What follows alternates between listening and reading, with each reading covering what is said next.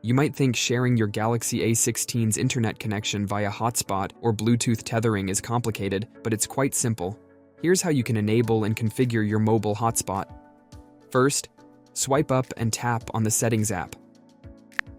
Next, tap Connections and select Mobile Hotspot and Tethering. Then, tap Mobile Hotspot to open its configuration page. Tap Network Name and enter a name that will make it easy to identify your network from others nearby.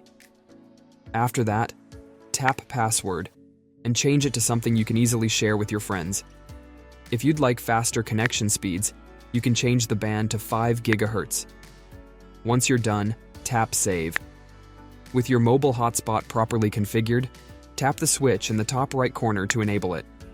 Your phone will start broadcasting a signal, and you can now connect to it and use your phone's internet connection. To use Bluetooth tethering, go back to the previous screen and tap Bluetooth tethering.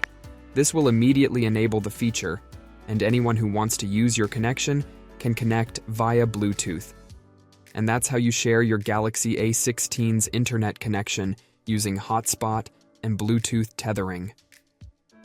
We hope this guide helps you out. Please share the love by liking the video and subscribing to my channel. Thanks for watching.